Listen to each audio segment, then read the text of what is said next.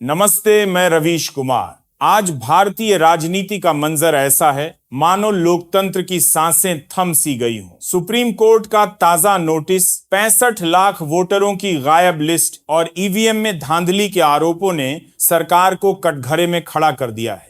ये कोई छोटी बात नहीं। जनता का वोट यानी उसकी आवाज, चोरी होने का इल्जाम और चौंकाने वाली बात, ये सवाल विपक्ष नहीं, बीजेपी के अपने ही उठा रहे हैं। अनुराग ठाकुर ने संसद में खुलकर कहा कि वोट चोरी से सांसद बने। नितिन गडकरी के बेटे का वीडियो वायरल, उन्होंने चिल्लाकर कहा, बीजेपी को वोट मत दो। ये क्या हो रहा है? सत्ता का नशा जो कभी विपक्ष को दबाता था, आज खामोश क्यों? गुजरात की सड़कों पर लाखों की भीड़, उत्तर प्रदेश में योगी की साख पर सवाल और दिल्ली के गलियारों में हड़कंप। चंद्रबाबू नायडू, जिनके 16 सांसद बीजेपी की बैसाखी थे, अब राहुल गांधी के साथ गुप्त मुलाकातों में।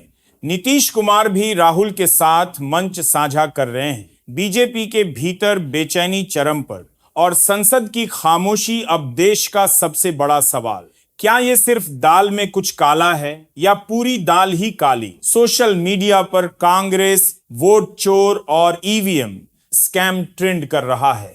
कांग्रेस की वोट सत्याग्रह यात्रा, कैंडल मार्च और यूथ कांग्रेस के बैनर अब डिजिटल क्रांति बन चुके हैं। राहुल गांधी ने एक मोटी फाइल लहराई, कहा ये लोकतंत्र की आत्मा बचाने की लड़ाई है। अगर उनके सबूत कोर्ट में साबित हुए तो न सिर्फ मोदी की कुर्सी जाएगी, बल्कि कई बड़े नेता जेल की सलाखों के पीछे होंगे। विदेशी मीडिया में भारत की लोकतांत्रिक साख पर सवाल उठ रहे हैं। लंदन से न्यूयॉर्क तक हेडलाइंस चीख रही है। लेकिन सवाल यह है, अगर सब ठीक था तो बीजेपी के सांसद क्यों भाग रहे हैं? कुछ टिकट छोड़ रहे हैं, कुछ विपक्ष से बात कर रहे हैं। रामलीला मैदान में राहुल की लोकतंत्र बचाओ रैली का ऐलान, जहां लाखों जुटेंगे। एक लीक ऑडियो में बीजेपी सांसद कथित तौर पर चुनाव आयोग से सेटिंग की बात कर रहा है। विपक्ष इसे कोर्ट में पेश करने को तैयार और बीजेपी इसे फर्जी बता रही है। लेकिन जनता का भरोसा टूट चुका है। टीवी डिबेट्स में बीजेपी प्रवक्ता पसीना पोंछ रहे हैं। पत्रकार पूछ रहे हैं, अगर चोरी नहीं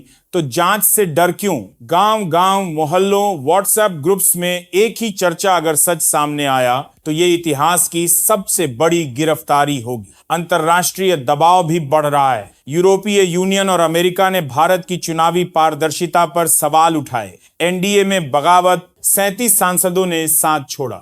नायडू अब राहुल के करीब। क्या ये मोदी सरकार का अंतिम दौर? जनता की अदालत में फैसला हो रहा है और सड़कों से सोशल मीडिया तक गूंज रही है एक ही आवाज, खेल खत्म। अब जनता की बारी। लाइक करें और चैनल सब्सक्राइब करें, क्योंकि ये सिर्फ खबर नहीं, आपके वोट, आपके हक की लड़ाई है।